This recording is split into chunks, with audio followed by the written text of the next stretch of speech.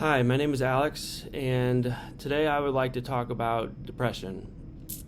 I know it's not a hot topic or an exciting one, but I think I have a perspective that might help those that are out there trying to understand it, or those that are going through it, and giving them a little bit of a voice in case they aren't able to describe what they're going through to somebody.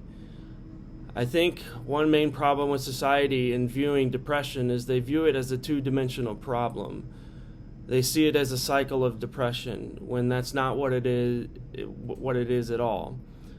If you think about viewing in two-dimensional perspective, you view from bird's eye view, you view straight down on an object. It's like a tilt-a-whirl that you have at playgrounds. Like when I was growing up, we had tilt-a-whirls.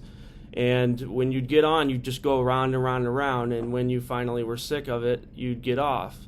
And I think a lot of people think depression is just that, a two-dimensional cycle. And it's not that at all. I think a lot of people say, why can't you just snap out of it? Just get off the cycle.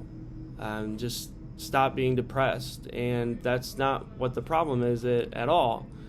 The problem is it's more of a three-dimensional issue. If you take your perspective from two-dimensional to more of what I call God's perspective, a three-dimensional perspective. So two-dimensional is flat like this, like a tilt-a-whirl, just goes around and around and around. A three-dimension is more like a screw. So the more times that it goes around, the further down you actually go into depression.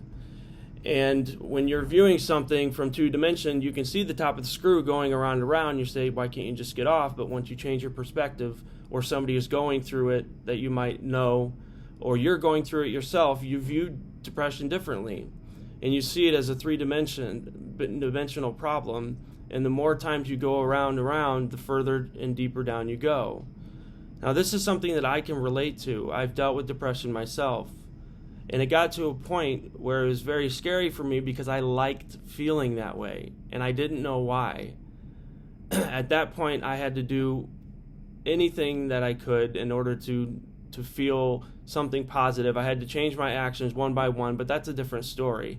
I just wanted to shed light on what I think is the problem with society in viewing depression.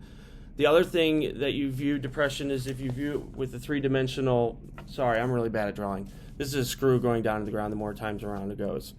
But the more times around it goes, the further down it goes, the longer it takes to get out. You can't just strip that screw out because you'll screw up the screw and you'll screw up the surrounding area around it. And with depression, it's the same way. You have to go out the same way that you came in. And it takes a long time.